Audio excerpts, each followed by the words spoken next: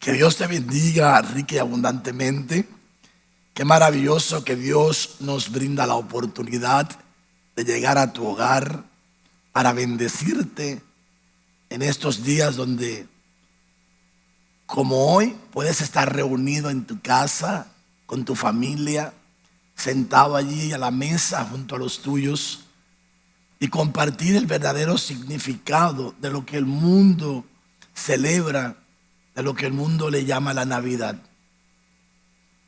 Lastimosamente, este es un tema que se ha querido prácticamente satanizar por un grupo de judeocristianos quienes entienden y creen y saben, según ellos y según la historia, que la festividad relativa a la Natividad pues tiene un origen pagano. Aunque es cierto que Jesús no nació el 25 de diciembre, y lo voy a demostrar ahorita en un gráfico, sin embargo, es muy importante que como cristianos entendamos el significado de lo que estamos haciendo al sentarnos a la mesa un día como hoy con nuestra familia. La Biblia dice que el mundo que estaba en tinieblas vio gran luz. Y esa luz se refiere a la revelación de Jesucristo. Jesús vino a este mundo para alumbrar al mundo que estaba en tinieblas. Por ello, en esta oportunidad quiero compartirte este tema, la torre del rebaño. Hace unos meses estaba investigando con respecto a unos documentos familiares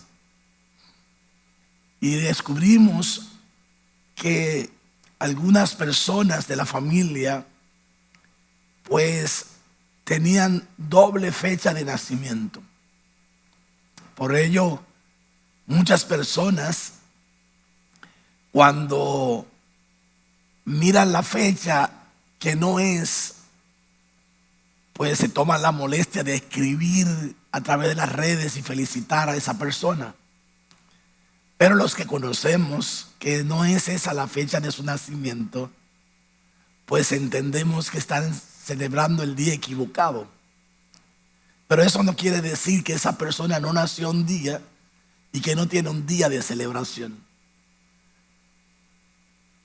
La torre de los rebaños o del rebaño, que en hebreo es Migdal Eder, tiene un significado muy importante con respecto al tema de la natividad. ¿Por qué? Porque ciertamente en Israel era común que se hicieran torres de vigía o torres de vigilancia. Era allí donde se colocaba un atalaya para justamente vigilar si en algún momento llegaba algún enemigo. Y en los días de Herodes, en los tiempos del templo de Herodes, no era permitido que hubiera en Jerusalén ovejas. Mas, sin embargo, sí había ovejas en Edar, que era una región que quedaba ubicada a unos 11 kilómetros de Jerusalén. Justamente allí había una torre edificada en Belén de Judea, y esa torre servía para que los pastores que cuidaban de las ovejas que serían ofrecidas en sacrificios en el templo, pues ellos estaban encargados de vigilar que no viniera un extraño, se volara en la cerca para robarse las ovejas, o alguna fiera, algún animal para dañar el rebaño. Así que en esa torre colocaban a unos pastores que estaban vigilando el rebaño que estaba siendo separado para el ofrecimiento de las ofrendas en el templo de Dios. Así que no eran pastores cualquiera. Según los estudiosos, estos eran de la tribu de Leví, eran sacerdotes y a la vez ellos se estaban encargados de cuidar de ese rebaño para seleccionar las ovejas perfectas que serían ofrecidas en el sacrificio. Así que yo quiero pedirte, por favor, que tú vayas conmigo a las Escrituras. Mira qué cosa más interesante, porque Dios se reveló a diferentes grupos, le reveló a diferentes personas el nacimiento del Mesías, del ungido de Dios, que vendría a este mundo como una esperanza gloriosa para el pueblo de Israel, pero también para toda la humanidad. Este Jesús no solamente se le revela a María, una joven que era de Belén de Judá, sino que también se le tiene que revelar a quien estaba desposado con ella, a José.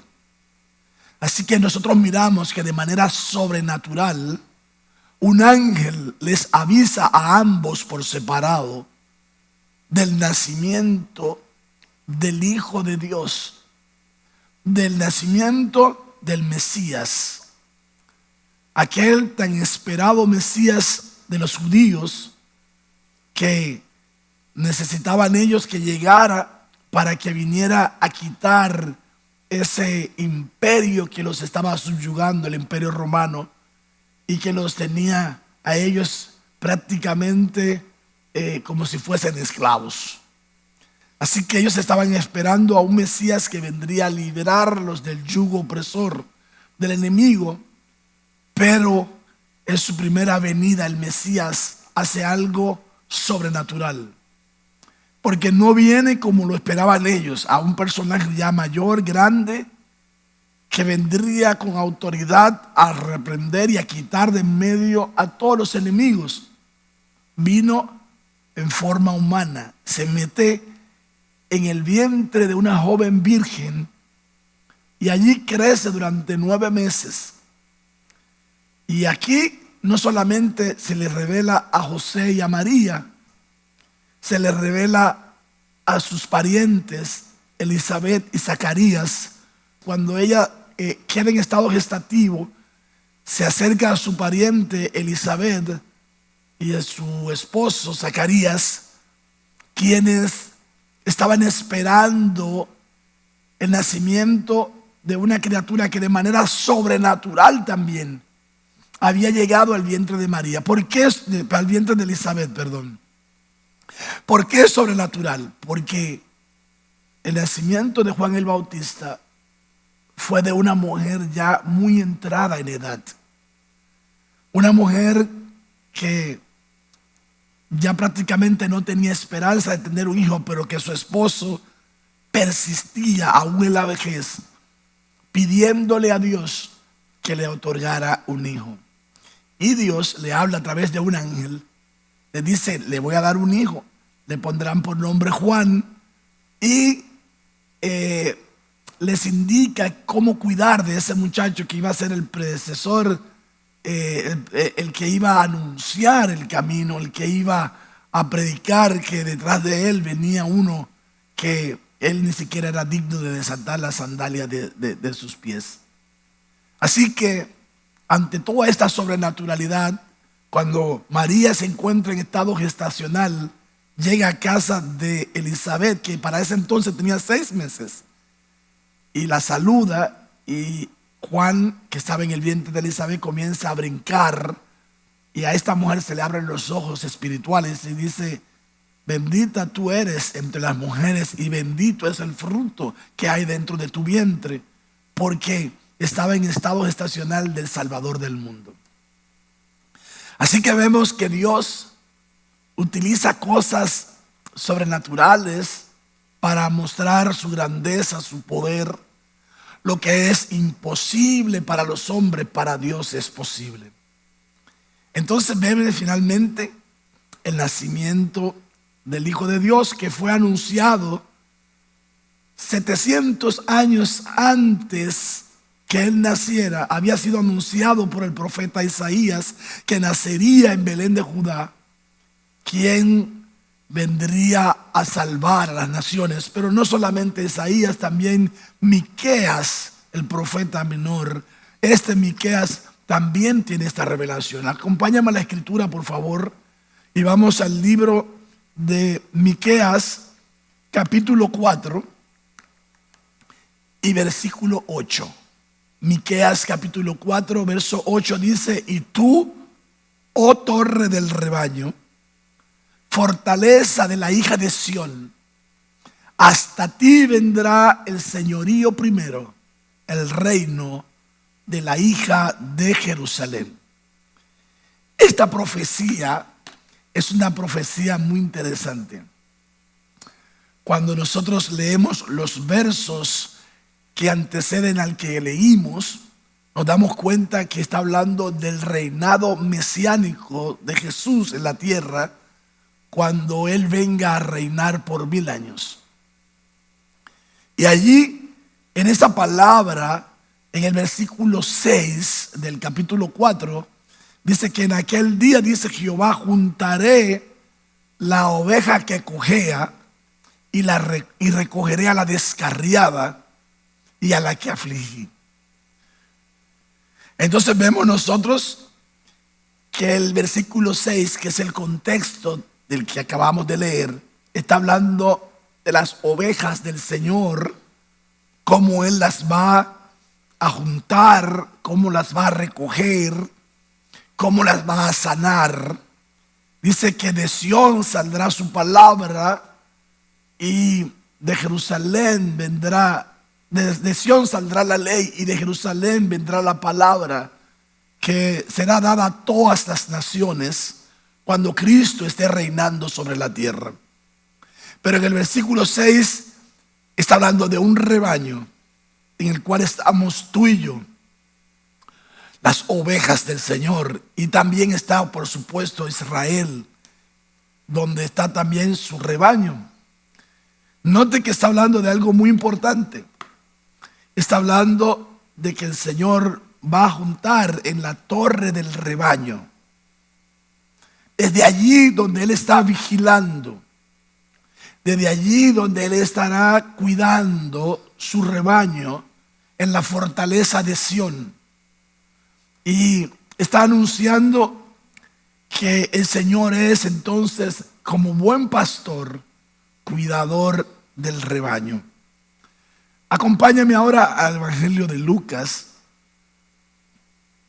En el capítulo 2, versículo 7, dice: y dio a luz a su hijo primogénito, y lo envolvió en pañales, y lo acostó en un pesebre, porque no había lugar para ellos en el mesón. De aquí quiero resaltar algo muy interesante. En este capítulo 2, Dios está utilizando a un rey pagano para que dé un edicto. El edicto era un censo donde todo el mundo tenía que viajar de cualquier ciudad a la que perteneciera a su ciudad natal para ser empadronado.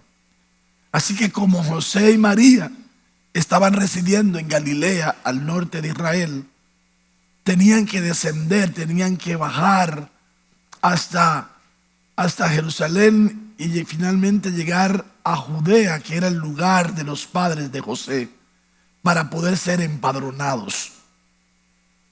Pero la Escritura dice que cuando llegaron a ese lugar, se le presentaron los dolores de parto a María, y entonces ellos buscaban un lugar donde reposar, pero dice aquí la Escritura, no había lugar para ellos en el mesón.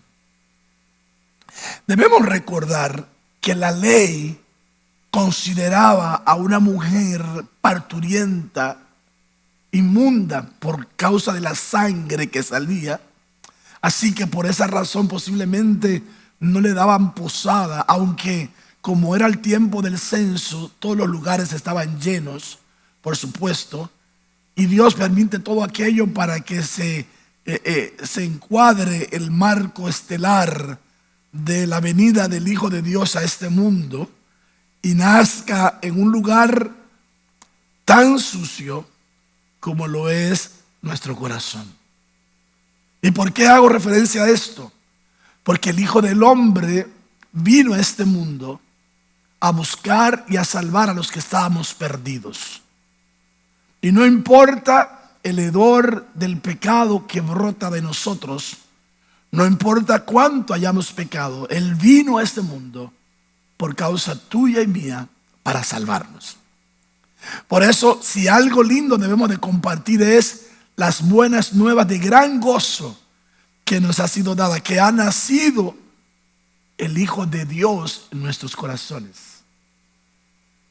Ha nacido un Salvador. Y ese fue el anuncio que recibieron los pastores que cuidaban las ovejas del rebaño. Dice que un ángel se les aparece, les dice: no teman, porque aquí que el mundo que estaba en tinieblas está recibiendo la luz, está recibiendo el nacimiento del Salvador. Y qué maravilloso. Ahora miramos que no solamente José, no solamente María, no solo Elizabeth y su esposo Zacarías, sino que ahora los pastores que cuidaban el rebaño que iba a ser dedicado en el templo para el sacrificio, estaban recibiendo la revelación de que ahí con ellos estaba el Salvador del mundo. Y el Salvador del mundo, el primogénito Hijo de Dios, estaba en un pesebre, en un comedero de animales, envuelto en pañales. Y es curioso porque cuando esos corderos que ellos cuidaban nacían, justamente para cuidarlos, que no se golpearan, para cuidarlos, lo envolvían en una tela mortuoria, en una tela que servía para cuidarlos momentáneamente, pero era la tela que usaban para ofrecerlos en sacrificio, finalmente cuando lo llevaban a ser sacrificados. Y ahora estaba un bebé envuelto con esa tela en el mismo lugar donde ellos colocaban a los corderos que serían sacrificados. Y ponen a Jesús allí, y era esa la señal que el ángel estaba diciendo a ellos, a los pastores, acerca de que Jesús, que estaba naciendo en ese lugar, sería el Cordero de Dios que quita el pecado del mundo. Mira qué cosa más maravillosa. Desde su nacimiento se estaba anunciando su ministerio, su propósito, por el cual Él se hace hombre. Él viene a esta tierra a morir por toda la humanidad. Por eso es incongruente que en una fecha como hoy, que se celebra la Natividad, el personaje estelar de la Navidad no esté presente en muchos hogares. La gente solo piensa en regalos, en compartir, en festividades, en celebraciones, en adornos. Está tan ocupado en tantas cosas que se han olvidado del personaje estelar, Jesús. Jesús es la razón por la que el mundo hoy celebra la Navidad. Es la razón por la que un día como hoy no hay trabajo en ninguna parte. Es un día festivo. Es un día de regocijo. Pero lastimosamente, ese regocijo, esa festividad, esa celebración, no es por el nacimiento del Hijo de Dios en muchos lugares. Y ese es el mensaje que tenemos que compartir con nuestra familia. Que el motivo de la celebración de la Navidad es Jesús. Y Jesús debe de ser exaltado, debe ser reconocido, debe ser invitado a entrar a cada corazón, porque Él es el regalo de Dios para la humanidad que estábamos perdidos, para que por medio de Él halláramos la salvación y la vida eterna. Aleluya.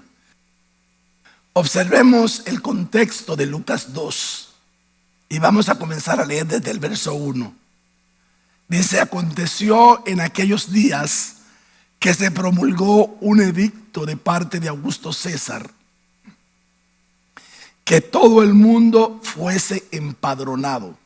Este primer censo se hizo siendo Cirenio gobernador de Siria, e iban todos para ser empadronados, cada uno a su ciudad. Y José subió de Galilea, de la ciudad de Nazaret, a Judea, a la ciudad de David, que se llamaba Belén, por cuanto era la casa y familia de David, para ser empadronado con María su mujer, desposada con él, la cual estaba encinta. Y aconteció que estando ellos allí, se cumplieron los días de su alumbramiento. Desde Nazaret hasta Belén hay unos 115 kilómetros de distancia. Y cuando ellos salen de aquel lugar para llegar a Belén de Judá, María, que estaba encinta, pudo haber alumbrado en cualquier lugar. Pero como la profecía anunciaba que ese Mesías nacería en Belén de Judá, no nace en cualquier lugar del camino. Acuérdese que no son los tiempos modernos en los que vivimos hoy en día, que en un vehículo podemos estar en un par de horas de un lugar a otro, en esa distancia, en una hora, un par de horas. Sin embargo, ellos llegaron allí montados en una cabalgadura de un mulo, posiblemente una mula o de un caballo, pero su recorrido fue muy lento. Pasaron muchos días y finalmente, cuando llegan a Belén de Judá, el lugar donde ellos tenían que ser empadronados, es cuando se presenta el alumbramiento de María. No es casualidad. Es porque era allí donde tenía que nacer el Salvador del mundo, en Belén de Judá, para que se cumpliera la profecía que estaba escrita acerca del lugar de su nacimiento. Veámosla. Miqueas 5:2.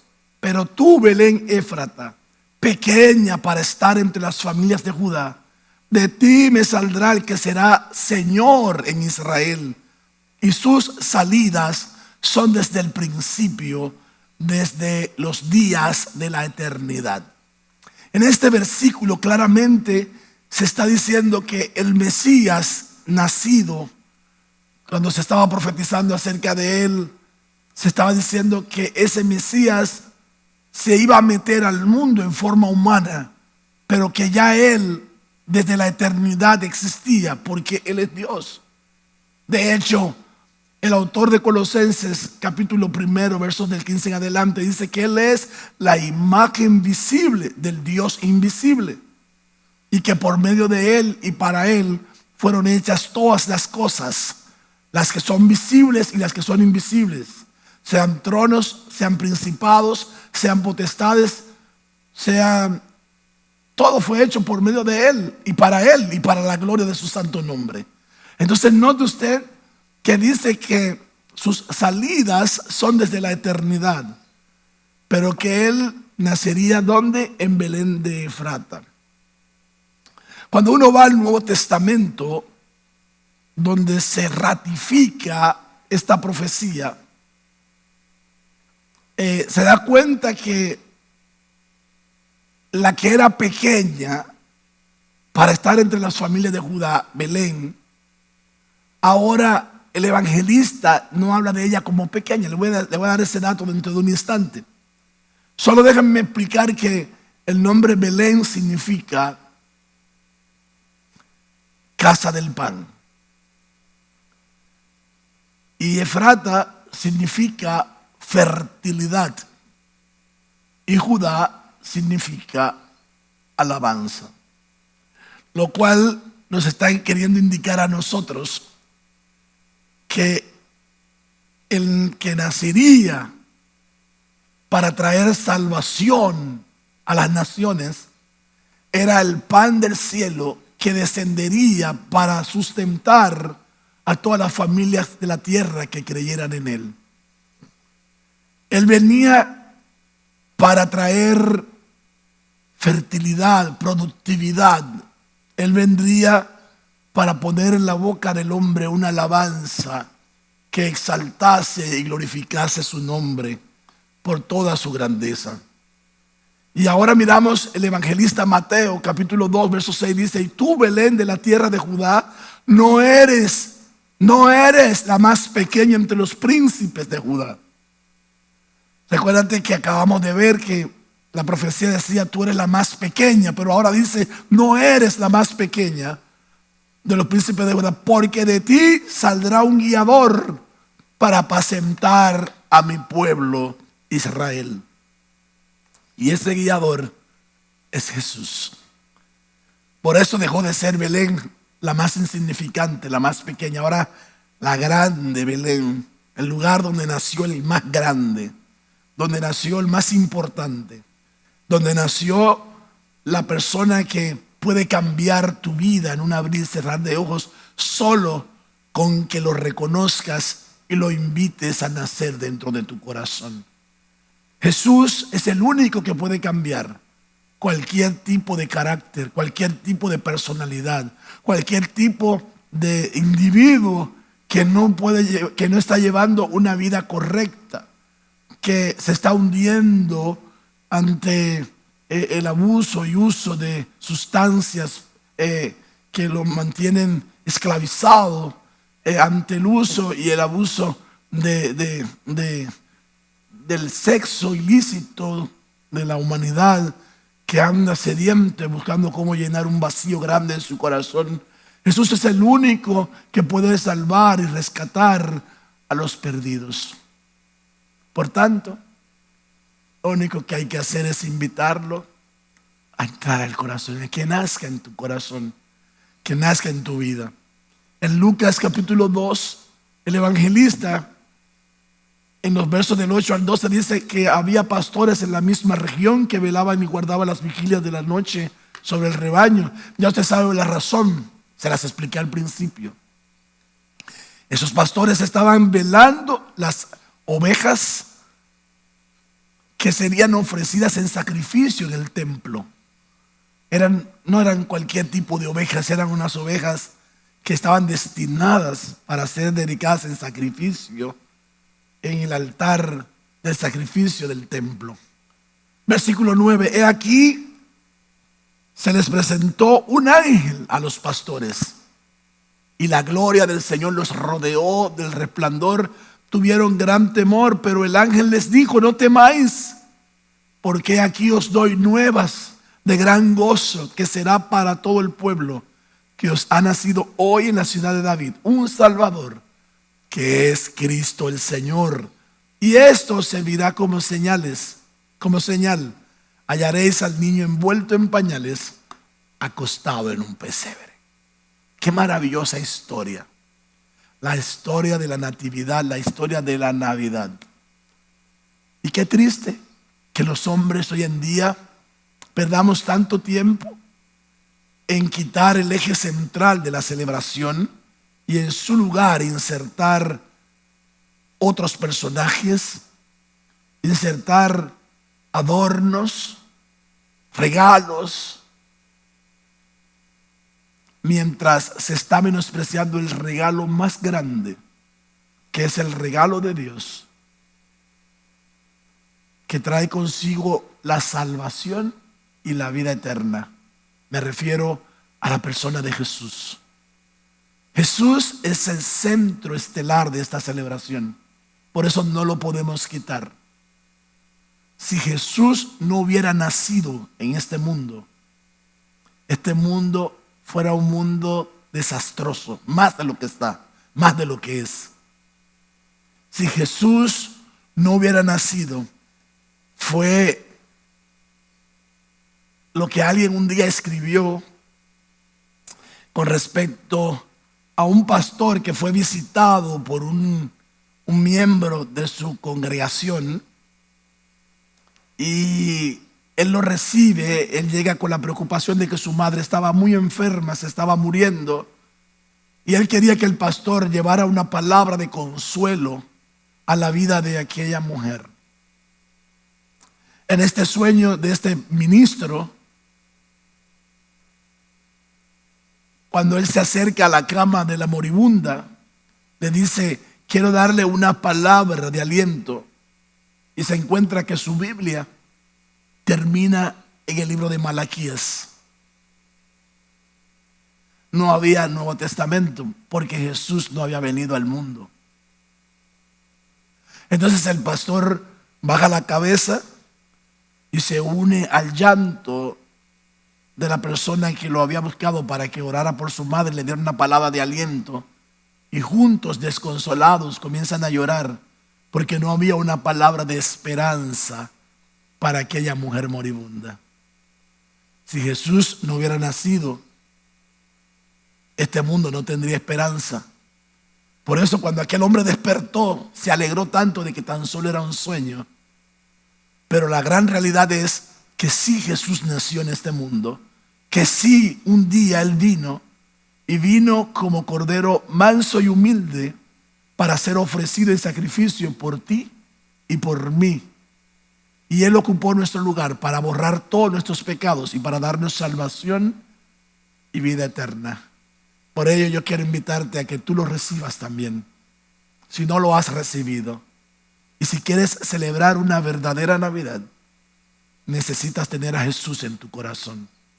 Necesitas reconocer a aquel por el cual todos celebramos en el mundo.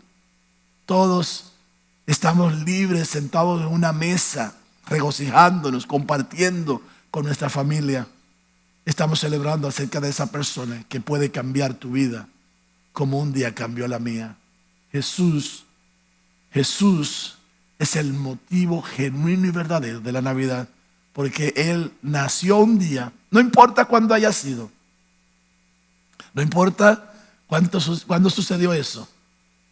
Según los estudiosos, ocurrió aproximadamente en mes de septiembre, fue ese nacimiento. Podríamos hablar de él en otra oportunidad, pero te quiero decir, la importancia es que aunque no fue el 25 de diciembre que nació, hubo un día en el que Él nació para traer luz, para traer esperanza, para traer su amor, su gracia para ti y para mí.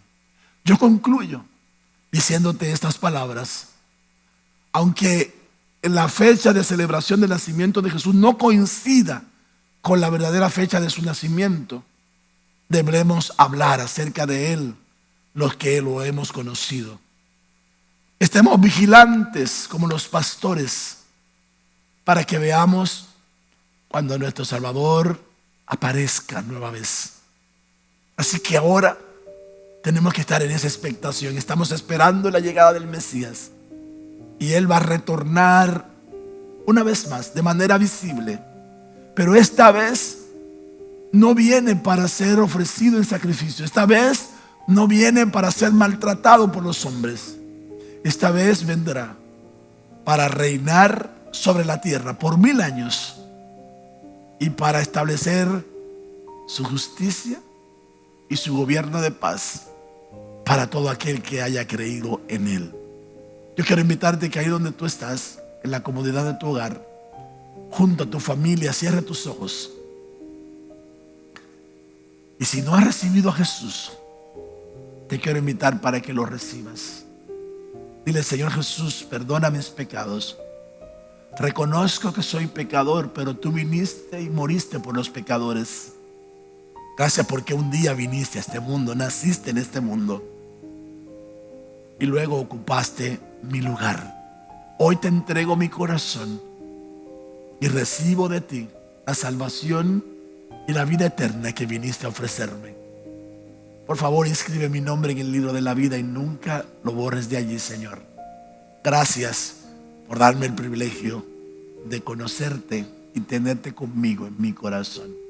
Y ahora sí podemos celebrar, ahora sí podemos regocijarnos, ahora sí podemos cantar como cantaron aquellos ángeles en aquel día. Gloria a Dios en las alturas y en la tierra paz, buena voluntad para para los hombres. Que Dios te bendiga y que Dios te guarde. Y será pues hasta el próximo domingo, cuando estaremos en vivo aquí en la iglesia, celebrando y dando honor y gloria al que se la merece, a nuestro Salvador, a Jesucristo el Señor. Dios te guarde.